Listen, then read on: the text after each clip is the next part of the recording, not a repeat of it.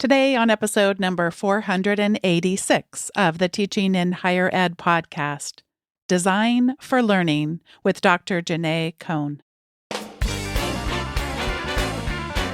Welcome to this episode of Teaching in Higher Ed. I'm Bonnie Stahoviak, and this is the space where we explore the art and science of being more effective at facilitating learning. We also share ways to improve our productivity approaches so we can have more peace in our lives and be even more present for our students.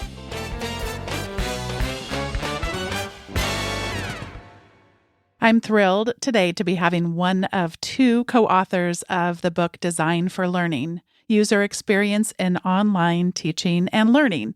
Dr. Jenae Cohn writes and speaks about teaching and learning for international audiences as the executive director at the Center for Teaching and Learning at UC Berkeley.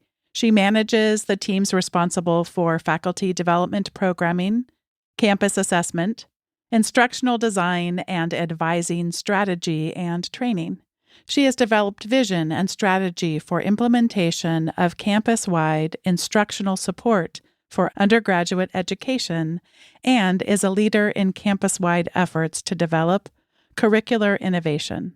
Dr. Cohn has held prior roles at Cal State University, Sacramento, Stanford University, and University of California, Davis. As a sought-after writer and speaker, Dr. Cohn is the author of two books, the one we'll be speaking about today, which she has co-authored with Michael Greer, Design for Learning, User Experience in Online Teaching and Learning, and Skim, Dive, Surface, Teaching Digital Reading. Jenae contributes to trade and peer-reviewed publications, including the Chronicle of Higher Education, Faculty Focus, EDUCAUSE Review, Journal of Educational Research and Practice, Computers and Composition, Journal of Faculty Development, and other venues. Jenae Cohn, welcome to Teaching in Higher Ed. Thanks for having me, Bonnie. It's a delight to be here today. I have been familiar with your work for quite some time. In fact, our senior director of our library had sent me your book about digital reading some time ago, and it's still sitting there. And I know it's going to be so good. And I'm going to go, he was so right this whole time, but too many books, too little time. But I am very grateful to have you here to talk about this book project and to successfully have read the whole thing and already have gotten so much out of it. I've been preparing this for this conversation for quite some time. So I'm so glad to have you here. Oh, I love to hear that, and never feel guilty for not reading a book. There is a lot to read, and you can always skim it too. That's also okay. So I'm a big believer in just being kind about what you can make time for and taking what's useful. But I'm excited to get to talk to you today about the new book that I co-wrote with my colleague Michael Greer. We are going to be exploring three broad areas in our conversation. First, we're going to look at some user experience principles that we might use when we are designing our courses. Second, we're going to talk about course assets and specifically some advice that you have for us on media. And last, we're going to look at assessment methods in online courses. So let's start with user experience principles. What can we draw from that expertise and some of those principles when we're designing learning experiences? Yes. So user experience research is really handy, I think, for higher education instructors, because it reminds us that at the core of any class we're teaching, we have to think about how a student or a user is going to navigate through that experience. I think as instructors, it's really easy to take for granted sometimes what a student's pathway is going to be through a course. I know I have made lots of assumptions. For example, that when my student accesses a learning management system site I've created or a course website I've built, that they're necessarily going to look at something like a syllabus document first and then look at the assignment second and then, their grades next or whatever. But the reality, and I think what user experience research tells us, the reality is that different users are going to orient to design in different kinds of ways. And we need to take, I think, an acquisitive approach to that work. So user experience research basically says we need to start by empirically examining how different users will orient to their experience. And that means really paying attention to making sure there's room for agency in how the user navigates through a site. So a key user experience principle is that there shouldn't only be one really constrained pathway into finding the information a user needs. There needs to be at least one other choice. This is also referred to, I should say, as having freedom to navigate through a web space effectively. So when we're designing courses, this actually, I think, aligns really well with universal designing for learning principles too. But if you can create in your navigation at least one other pathway to find the course grades, the readings, the materials, that gives different users different ways of making sure they have equal opportunities to find the information that they need to succeed in the course. I think a second principle that's really useful from user experience research is the recognition that there does need to be transparent access to information as well. So this is tied in, I think, with this concept of giving users a bit of freedom, right? Having at least a couple different ways to find that information. There should also be really obvious visual and verbal cues to get to that information as well. So if we're designing in a learning management system, again, our course website, we want to be really thinking about how is this information conveyed, not just through text or not just through a single button or image that could only be understood from a single perspective or a single student's orientation, but rather could be accessed through different kinds of positionalities. Now, I want to say that these kinds of principles, as you're listening to them, you might be thinking, that sounds like a lot of work to design multiple pathways. It might sound like a tremendous amount of work to be conceptualizing how different users will orient to text or to images to transparently find the information they need. And it is. I don't want to say that this is an easy thing to do. However, when Michael and I were first conceptualizing this book, we thought principles like these were so imperative for higher education instructors to consider because we saw it dovetailing with a lot of parallel efforts around equity and inclusion. And we recognize that in online learning in particular, we noticed that in higher there were a lot of really strict approaches. Like everyone has to create a course with modules. Everyone has to create a course that starts with a syllabus. And we just thought, what if we thought about it in a different way? What if we thought about it in terms of trying to understand how to design something that meets as many different people's needs as possible, rather than trying to prescribe one single pathway or approach? Wouldn't that make it easier to remember that who we're supporting is not us, we're not supporting the institution, we're supporting students who need to be able to find their pathways into these course materials. So I think if this idea feels overwhelming, you can pick just one thing, right? If it, maybe the idea of having different pathways into the material resonates best with you, you might say, okay, maybe I'll just make sure that in an intro video to my course, I tell students they can find the syllabus either through the module section or through the syllabus tool, right? It can be as simple as just making sure it's really clear how students can have that agency to navigate through the site. I could go on with more examples, but I think those two principles in particular are just helpful ones to remember so that we aren't being overly prescriptive in our approaches and we're not forgetting. And again, we can't control how students engage with the experience. Once you have an online course, you're never really going to know how someone is navigating to or orienting to it. You have to have some faith that your design can stand alone and that it can be reached and understood, and that it's good to let students, again, orient to that course in the way that makes sense to them and depending on the kinds of devices they're using as well. So a lot to unpack there, but I hope that those principles start to kind of flip the script a little in terms of how we might think about the creative possibilities of online course design as well. The kinds of intentionality that you're talking about there can be challenging. I want to point back to the example that you gave us. That actually isn't harder because already the learning management system and everyone that I know of might place something in a module and also in a syllabus, and you don't have to actually set that up as you're designing the course in those two places. They appear. So if it's an assignment or a resource or that kind of thing, and you place it in a module, assuming that it does have a due date associated with it, then it will show up in a syllabus. So I think, yes, it's difficult to have that kind of intentionality. I love what you've done for us, Jenae, is to shrink it down for us and say, okay, let's just think about really one thing that we'd like to try to do as we iterate a course. And then also just to remember that these learning management companies, they've sort of, they also study user experience quite a bit and incorporate it into their products that they offer us. So, yeah.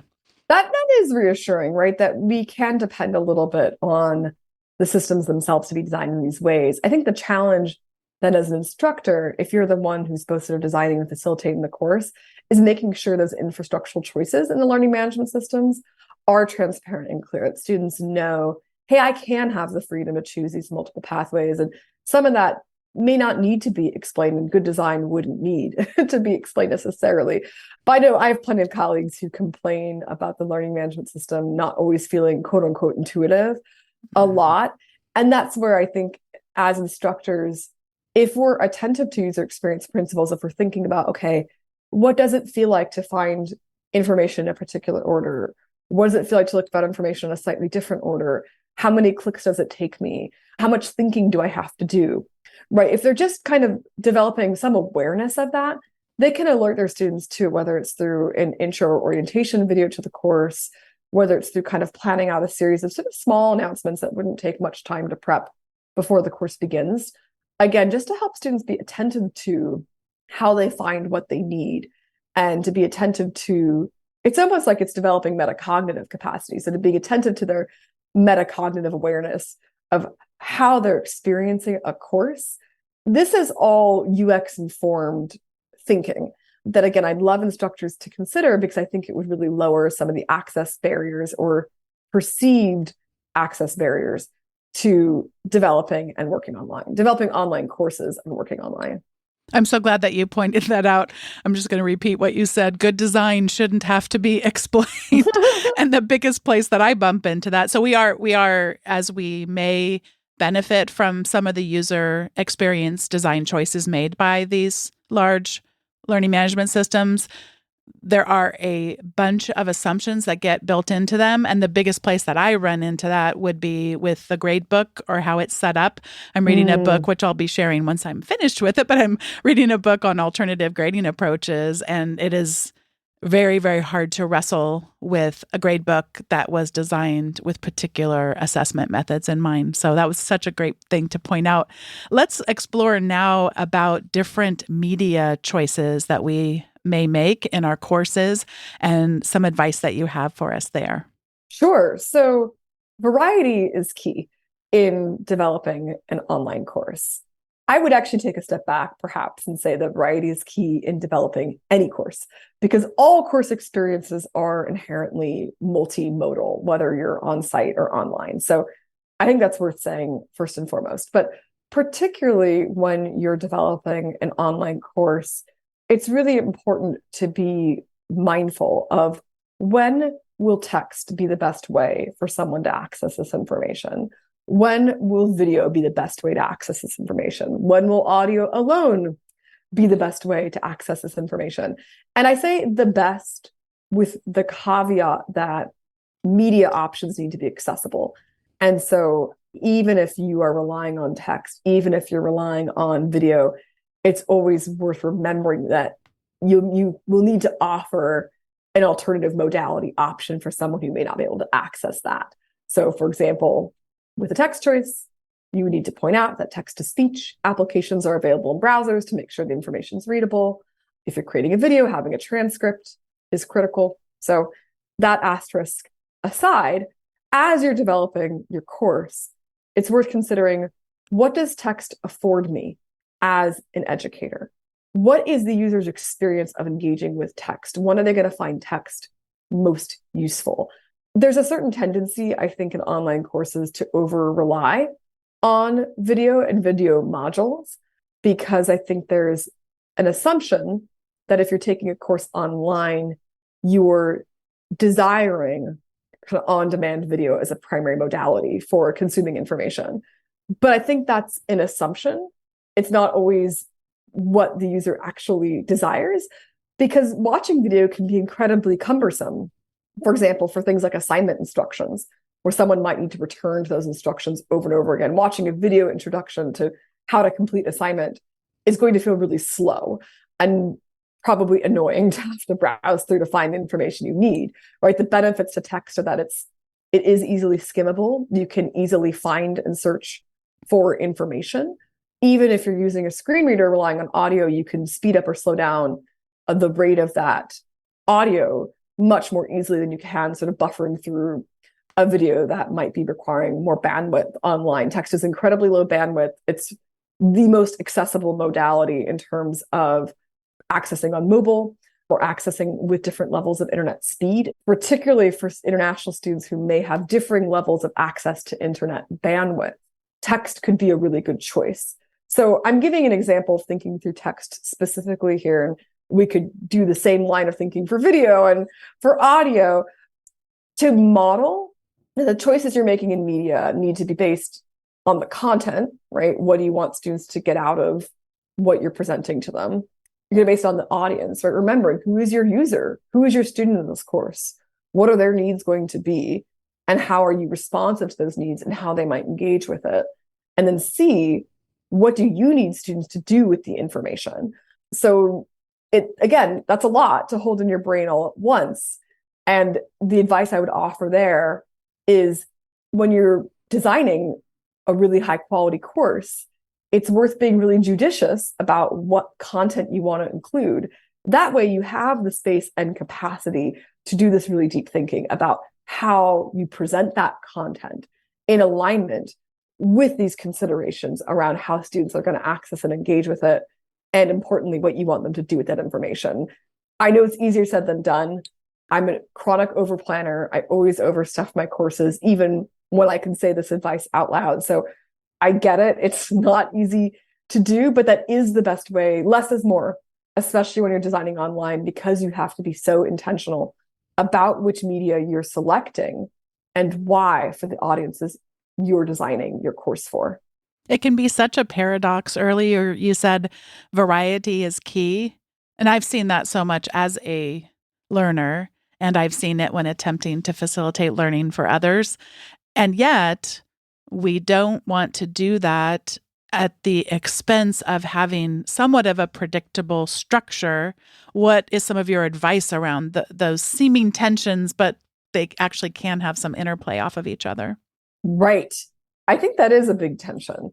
So I think a piece of advice I would give is if you're planning your course, I would consider whether there are ways you can create structure with that variety in mind.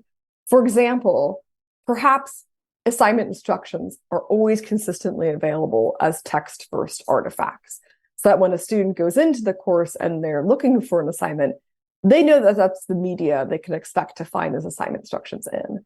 And perhaps there are similar patterns created with other media. Perhaps each week of the course always has a video introduction from you as the instructor.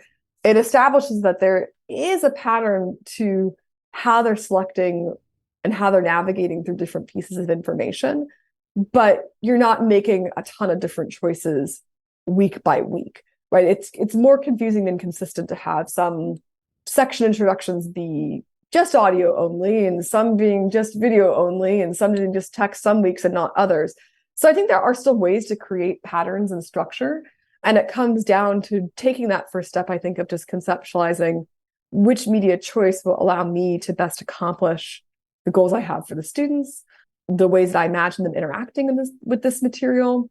And then from there, can I consistently follow that pattern throughout the course so that there are clear expectations as students go through and they're not having to think too hard about why and how each piece of information is presented or communicated differently in the course.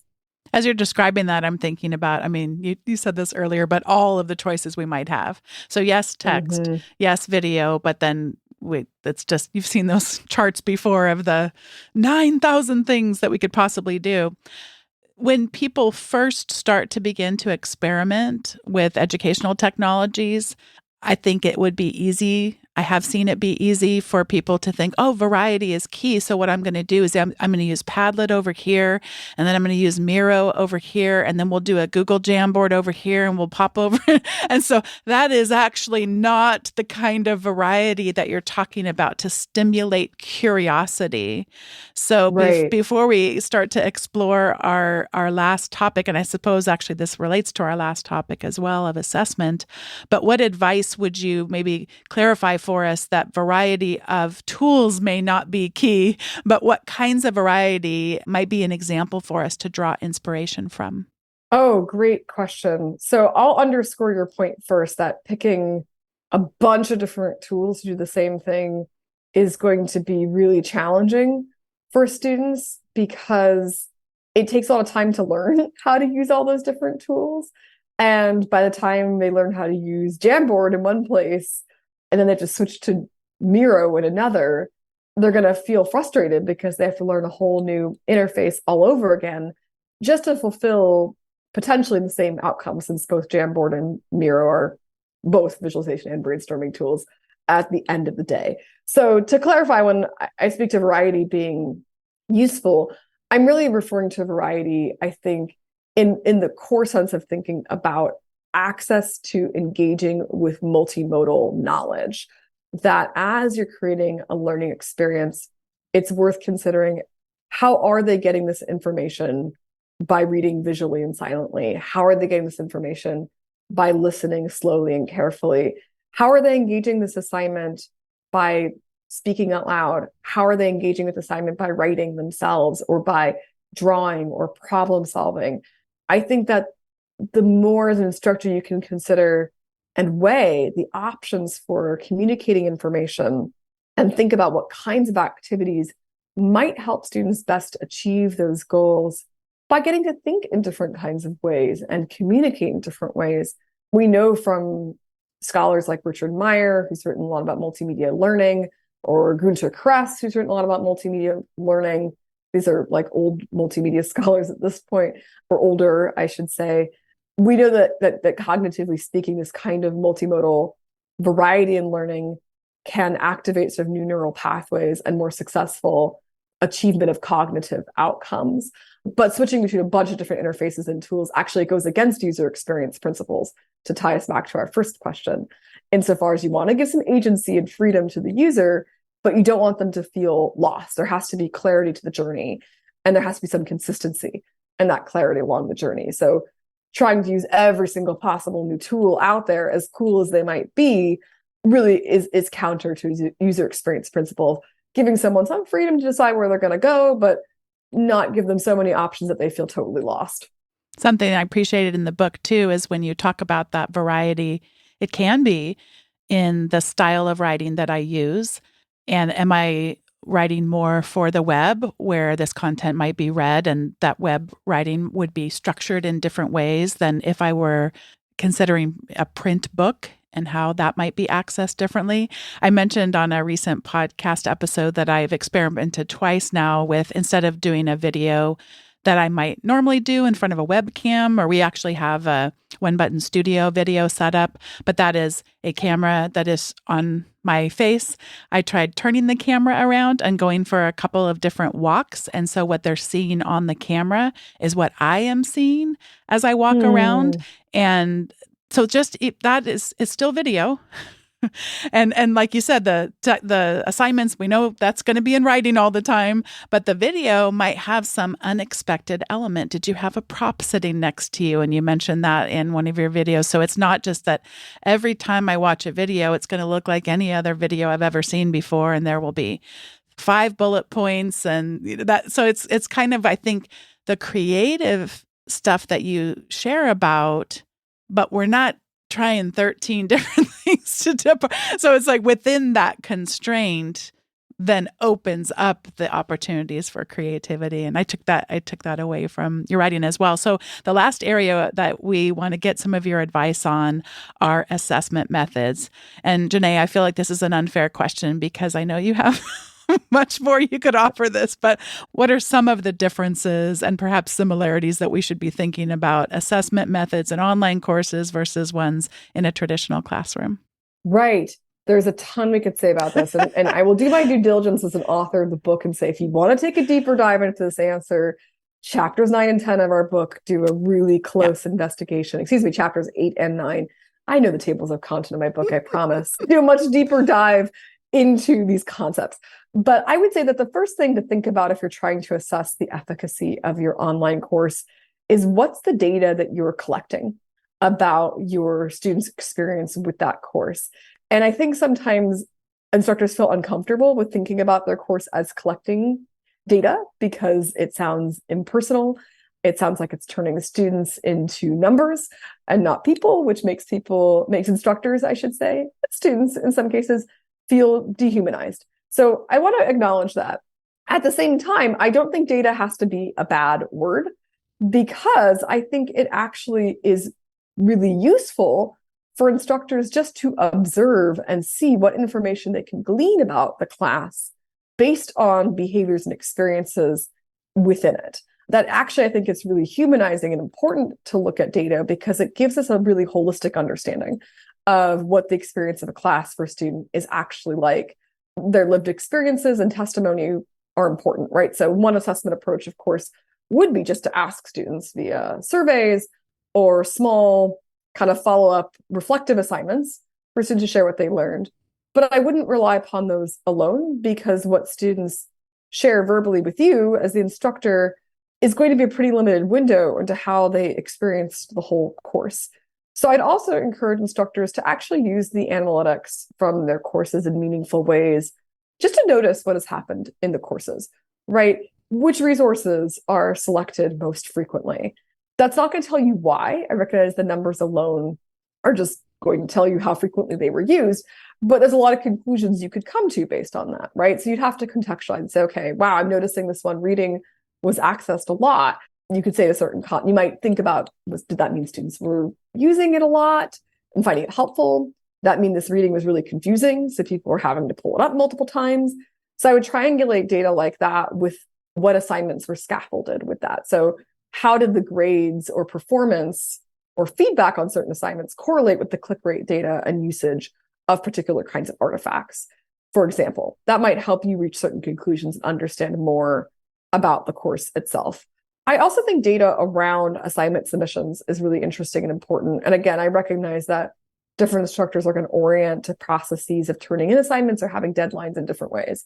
But even looking at how many students completed the assignments within the allocated time frame versus how many didn't complete an assignment within the allocated time frame, that might give you some good information about whether the assignment was aligned with the expected difficulty that you've created for the task, whether the pacing of the course aligned with what you hoped students would accomplish.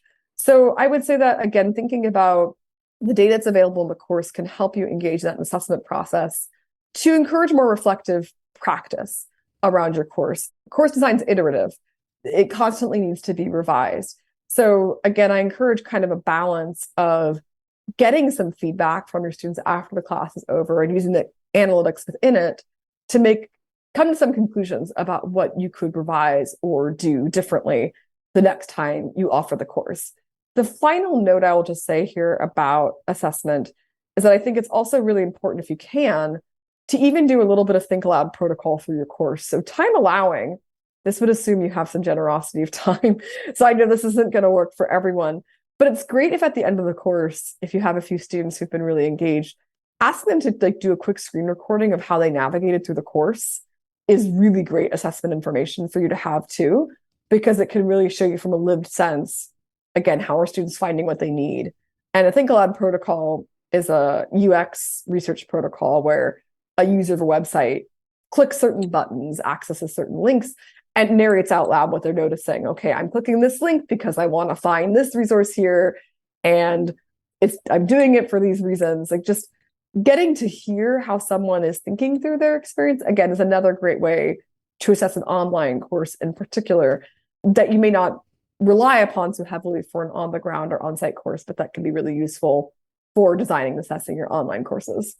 I'm thinking back to 25 years ago, reading a web design book, and it introduced a card sorting activity, which is kind of the inverse of what you just described. So if you have this luxury, and not all of us will, but if you have the luxury and you're designing a course, to have cards and ask people where would you look for this information, and then you could have essentially what are the different components. Is it your syllabus, your modules, announcements, etc., and then anticipate in advance where people might go look to find things. And then what you're describing, Jenae, would be, well, afterward, did people look for things where I thought they might and all of that. And of course, if we're really following your advice and we take the time, it's not going to matter if they chose the exact one path to take because there will be alternate ways to get there.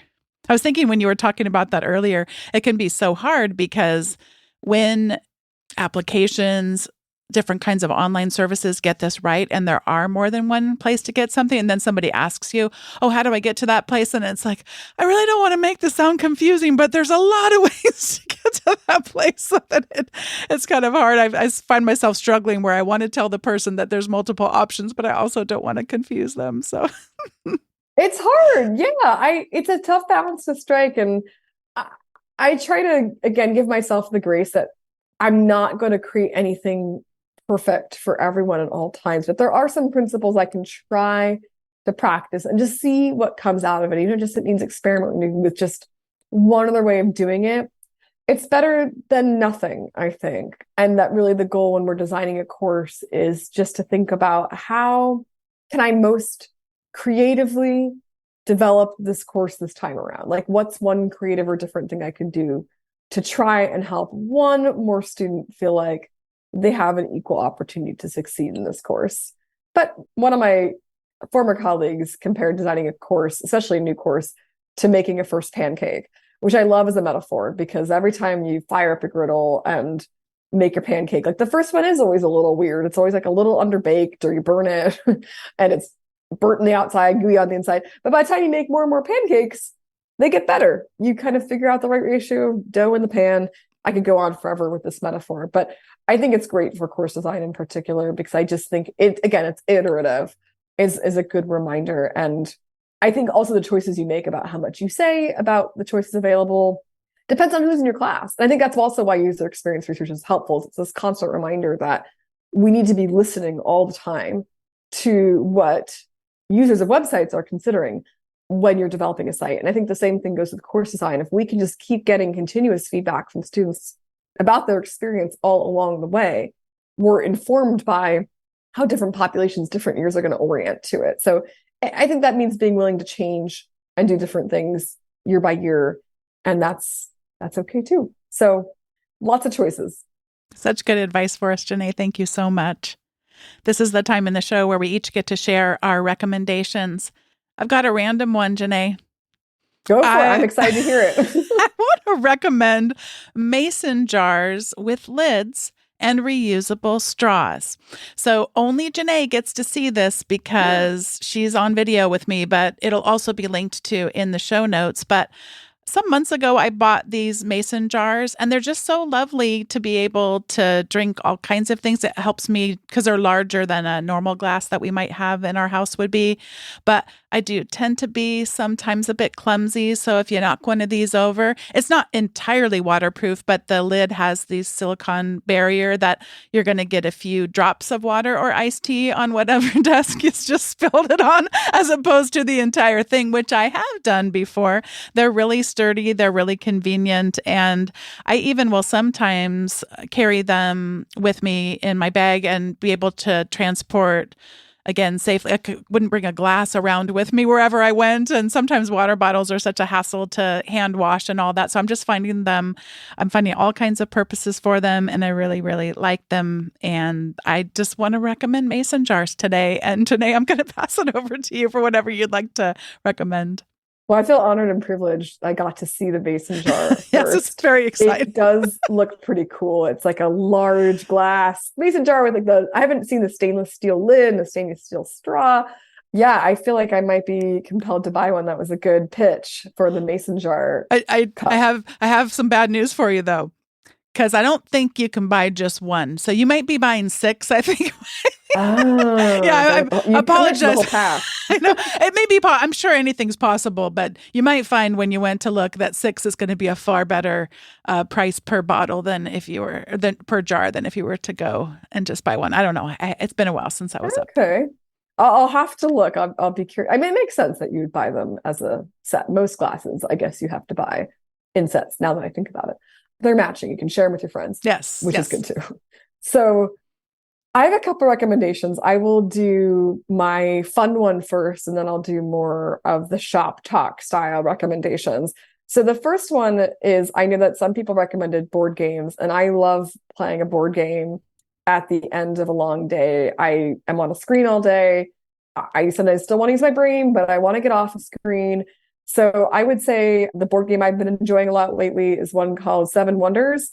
It is a competitive engine building game, for those who are sort of familiar with game terms, where you have to build your own civilization before your playmates do. And there are ways that you can make your civilization stronger than theirs. It's really interactive. There's a 2-person version called Seven Wonders Duel, if you just want to play with one other person, but it's a game you can play up to 6. My husband and I will play the 2-person version a lot at the end of the day. It's like 30 minutes. And I just think a game is a fun brain reset for me when I don't want to be intellectual, but I want to still be kind of thinking strategically and creatively and competitively. So that's a fun one. The other recommendation I'll make is for more of a shop talk perspective. I will say that when Michael and I wrote our book, Design for Learning, we were really inspired by the communities, the online communities around user experience research. And really our genesis for this book was, gosh, why are there not more higher ed people engaging in UX communities? There's so much we have in common. We all really care about people, students, users having good experiences and learning. So I would say that if you are feeling inspired to kind of go a little outside of the higher ed space and want to also be engaged in these conversations, there's a great LinkedIn group and Medium site called the UX of EdTech. It's run by Jenae Cohn that I think has been really interesting and inspirational for me as I've been learning more about this topic. And then the press through which we published this book, Rosenfeld Media, I just want to put in a plug for just their book series. I think the books that I have found especially helpful are ones on writing. UX writing has been great for instructional purposes. There's a great book called Conversations with Things that's kind of all about automation and ways that UX designers write automated text, which, given all the hullabaloo over AI and its potential use cases in instruction, I think is incredibly helpful too.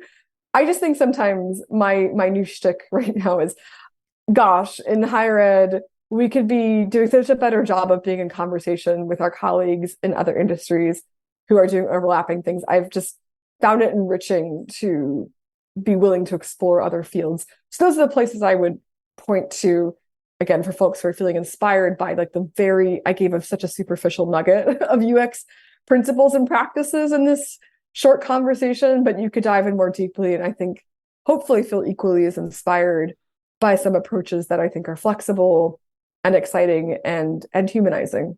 Speaking of not having enough time to read books, as I received not just a digital copy, but a hard copy of your book as well, I did go to your publisher's website. Oh, my goodness gracious. I can see why you recommended it today. Fascinating topics. And I love the ways in which the design links them in between each other in a very unique way and kind of invites you in to be curious and explore a bit. So what a great place for people to visit. Jenae, thank you so much for coming on today's episode of Teaching in Higher Ed. Thank you for your work and your generosity to the broader higher ed community. I'm so glad for today's conversation. Oh, thank you again for having me. Just a delight to get to talk to you. And thank you for your thoughtful questions and stewardship of these conversations. Thanks once again to Dr. Jenae Cohn for joining me for today's episode of Teaching in Higher Ed. Today's episode was produced by me, Bonnie Stachowiak. It was edited by the ever-talented Andrew Kroger. Podcast production support was provided by the amazing Sierra Priest. If you've been listening for a while and you have yet to subscribe to the weekly email, I encourage you to head over to teachinginhighered.com/subscribe so that you can receive the most recent episode's show notes as well as other goodies that don't show up on those regular show notes, such as quotable words and other recommendations. Thanks so much for listening, and I'll see you next time on Teaching in Higher Ed.